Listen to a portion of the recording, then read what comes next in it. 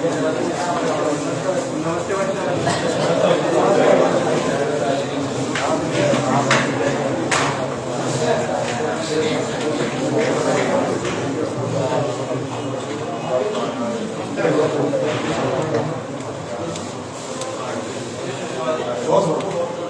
राम भाइयों, सब बढ़िया।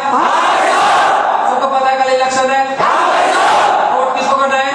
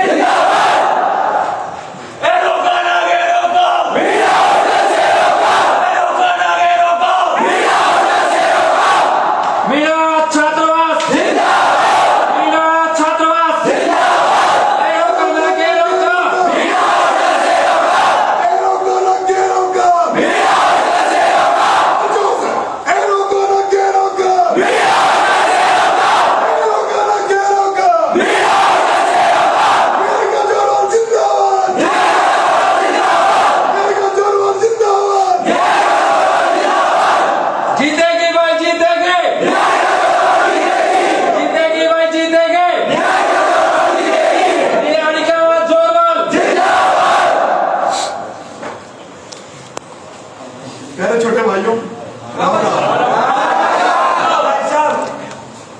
आज मेरे चेहरे पे जो खुशी है आप देख रहे होंगे। मैं 8-10 दिन से घूम रहा हूँ, लेकिन इतनी खुशी आज इसके पहले मेरे को कहीं नहीं मिली जो मेरे छोटे भाइयों का आपके बीच में मेरे को आके आज मिली है। वैसे तो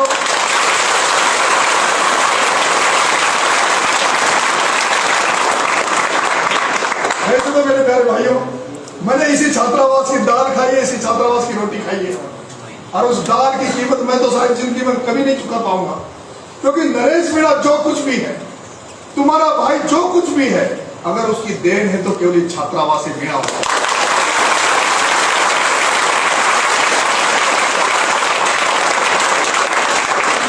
आपके पास ना साधन थे ना संसाधन थे, पर इस राजस्थान विश्वविद्यालय और राजस्थान की राजनीति में जो मेरे प्यारे भाइयों, इस छात्रावास से निकले हुए सीनियर छात्रों का, जूनियर छात्रों का और मेरे सहपाठियों का जो प्यार मुझे मिला हुआ है, वही ताकत है कि आपके भाई का नाम पूरे राजस्थान में गूंज रहा है।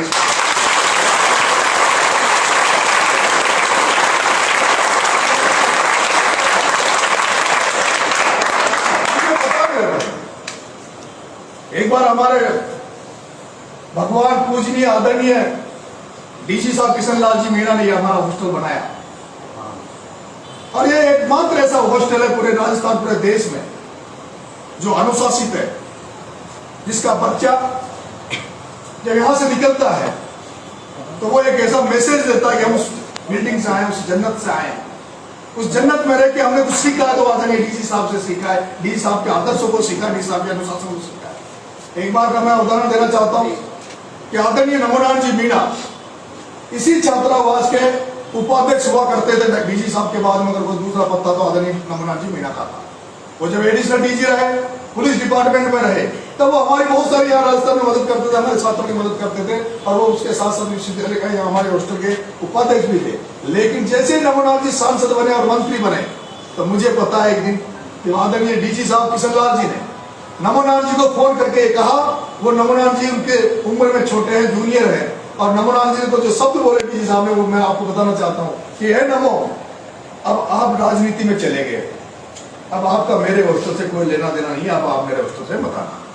मुझे वो दिन भी पता है दोस्तों, जब डॉक्टर टोडीलाल जी ने जब भाजपा बनाई, पार्टियां बनाई, उनको भी जरूरत पड़ी, लेकिन उन्होंने भी कभी इस विश्वविद्यालय में, इस हॉस्टल में, मीणा हॉस्टल में आकर किसी भी तरह का राजनीति कभी इसका फायदा उठाने की कोशिश नहीं की। और आपका भाई हॉस्टल से निकला है, मैं भी कभी भी राजनीति में, छात्र राजनीति में रहा, लेकिन कभी भी आपके बीच में नहीं आया। भाई हम आज आपके नाम,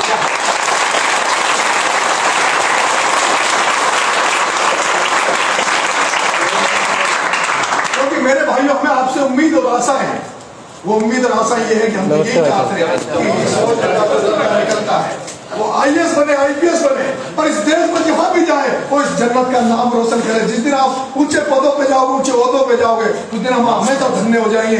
राजनीति में तो आपका अकेला भाई ऐसा है जो जिस तरह से आपका प्यार मिल रहा, अकेला भाई पूरे राजस्थान को संभाल लेगा।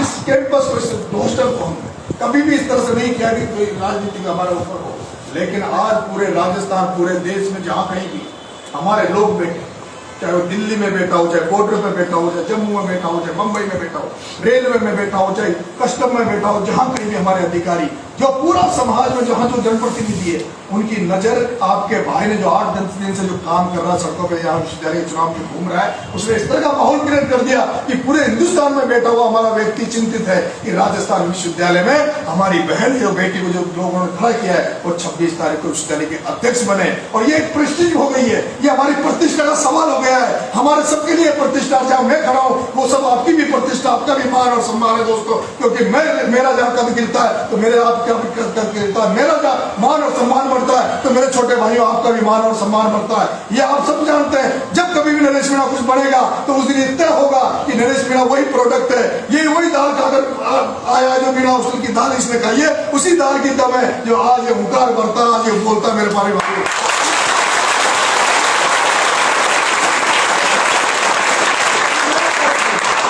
अंतिम समय में आपके बीच में आया और वो भी भाइयों ने, सीनियर दोस्तों ने, सबने कहा कि भाई साहब एक बार आप भी पधार जाइए, निहारिका भी आ गई, वो लोग भी राम राम करने आ गए, तो आप एक बार क्योंकि बहुत बड़ा मामला है, मैं माफी चाहता हूं जो अगर मेरे से राय से सुन रहे हैं कोई सीनियर, जो हमारे हॉस्टल के जो सीनियर साथी है या हमारा जो कमेटी है, उससे मैं माफी चाहता हूं कि मैं कभी भी इस हॉस्टल को राजनीति की तरफ नहीं ले जाना चाहता। कोई इस तरह का वातावरण कभी भी गंदा करने की कोशिश नहीं करूंगा जिससे इसका अनुशासन बिगड़े। डीजी साहब के सपनों पर हम कभी ये नहीं चाहे, क्योंकि मैं तो ये सपना देखता हूं मेरे प्यारे भाइयों में। एक बात और कहना चाहता हूं, मैं एक बार युवा मोर्चा का प्रदेश का उपाध्यक्ष बना था भारतीय जनता पार्टी में, और मैं तो जब भी कोई खुशी मिलेगी, मेरे को जब भी कुछ मौका मिलेगा तो मैं सबसे पहले अगर कहीं जाऊंगा तो मेरे माँ बाप से भी पहले अगर दर्शन करने जाऊंगा, आशीर्वाद लेने जाऊंगा तो मैं आदरणीय किशन लाल जी डीजी साहब के पैर छूने जाता हूँ।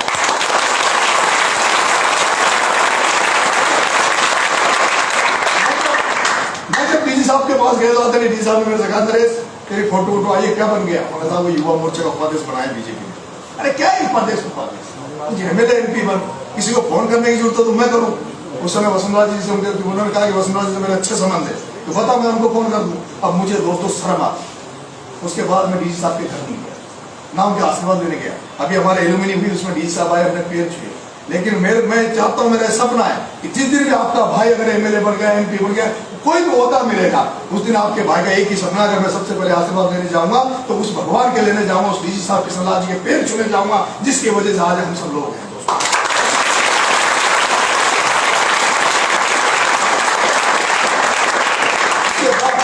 उसके बाद अगर नरेश मीणा कहीं आएगा तो इसी प्रांगण में इसी के धोख देने आएगा जिसने मुझे, मैं अगर ये हॉस्टल नहीं होता मेरे दोस्त तो मैं ही नहीं हजारों हमारे साथ जिस हॉस्टल से अब तक कम से कम 3000 लड़के हमारे निकल गए। 3000 हमने जो पिछली 25 वो मनाई थी हमने, उस समय तक 2850 बच्चे हमारे हॉस्टल से निकले थे, सीनियर वगैरह, और अब तो शायद उसकी स्ट्रेंथ 3000 हो गई, 3035 हो गई। और 3035 लोग जहाँ कहीं भी बनते हैं, जो कुछ भी बनेंगे वो इसी हॉस्टल को धोख देने आते हैं। मैं भी अगर जिस दिन कुछ बना तो इसी के धोख देकर बना, क्योंकि मेरी राजनीति में जो कुछ भी हूँ, मैं जो कुछ भी हूं, अगर इस हॉस्टल में मुझे रूम नहीं मिलता 299 में तो मैं आज इस जगह नहीं होता।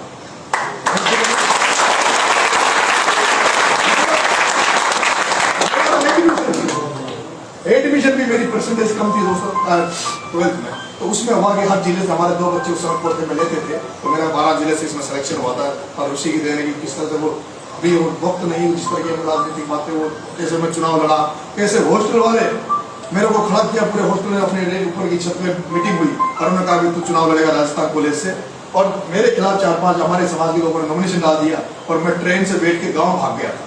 और फिर मेरे भाइयों जब मैं ट्रेन से बैठ के गांव भाग गया तो हमारे हॉस्टल के सीनियर भाई नरसिंह जी, मनोज जी सिकरोदा, भाई नरेंद्र बस्सी और मनोज दूधली, इसको उस समय 2 टाटा सुमो चलती थी और यहाँ से गए इसी हॉस्टल से वो जाकर मुझे वहां से वो गांव से पकड़ के लाए, मेरे पिताजी को आश्वस्त करके लाए कि हम इसको चुनाव लड़ाएंगे, हम इसको नेता बनाएंगे। पिताजी ने कहा कि ऐसा नहीं जो है कि तुम चुनाव लड़ा दो, किसी को जमात दे तो जाए, कोई नंबर नहीं है। तो मेरे से पिताजी ने पूछा भाई क्या रहेगा, तो मैंने उनको कहा हमारे 156 बच्चे मेरे क्लास साथी, मेरे हॉस्टल के साथी रेगुलर स्टूडेंट है और 400-500 वोटों पे हमारी हार जीत राजस्थान कॉलेज में हो जाती है। अगर 156 बच्चे भी मेरे हॉस्टल के, अगर 2-2, 3-3 बच्चे भी अगर अब 2-2 वोट भी लेके आएंगे तो मैं टक्कर में रहूंगा, हार जीत का पता नहीं। तो पिताजी ने कहा कि चलो कोई नहीं, कुछ पैसे दिए और मेरे को भेज दिया।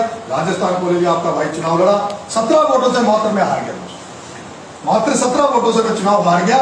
और मैं आपको बताना चाहता हूँ, जो नरेश मीणा जो वहां से राजस्थान कॉलेज से हारने के बाद इस प्रांगण में आया तो 250 के 250 हमारे जो सीनियर जूनियर साथी थे उनकी आंखों में आंसू थे, उनकी आंखों में आंसू थे उस दिन। और जब मैं जनरल सेक्रेटरी बना मेरे पहले 2003 में, तो हमारा उस तरह का इस तरह का माहौल था। हमने जब राजस्थान कॉलेज का चुनाव लड़ा, जनरल सेक्रेटरी का चुनाव लड़ा, तो हमने एक कैंपेन जो किया, तो 256 लड़के एक साथ सुबह यहाँ से निकलते थे, राजस्थान कॉलेज में जाते थे, कैंपेन करके आते थे, नारेबाजी करके आते थे, फिर वापस आते थे, मेज में खाना खाते थे, फिर जो दूसरी शिफ्ट इवनिंग शिफ्ट चलती कॉलेज में, फिर हम वापस 256 जाते थे। और जब मेरे को खड़ा कर रहे थे तो मैंने मेरे सीनियर जो भाई साहब थे, तेजराम जी भाई साहब, विमल जी भाई साहब, सुमेर जी भाई साहब, सुनील जी भाई साहब जो IPS हैं, वो तमाम जो सीनियर वो मेरे को इतना प्यार करते थे। पप्पू जी भाई साहब थे अलवर के जो DU में अभी प्रोफेसर है, इतना प्यार करते थे। उनको मैंने वादा किया था, भाई साहब मेरे को खड़ा तो कर रहे हो, लेकिन आपको यूनिवर्सिटी कैंपस में नहीं जाओगे, आप मेरे साथ हमें संभालने के लिए हॉस्टल राजस्थान कॉलेज जाओगे। तो वो सारे लोग नेतृत्व कर रहे थे और वो सब लोगों के नेतृत्व में चुनाव लड़े दोस्तों। और आज उन सबको वो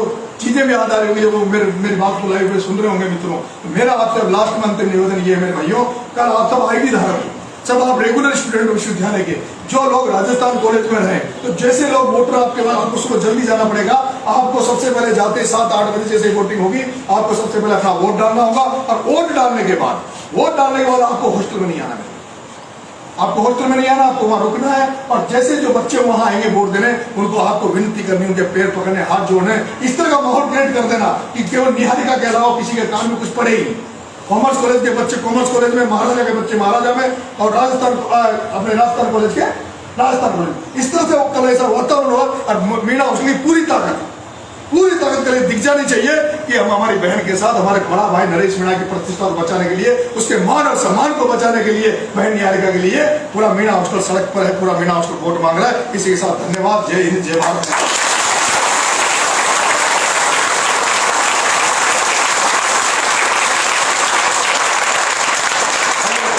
27 तारीख को रिजल्ट आएगा।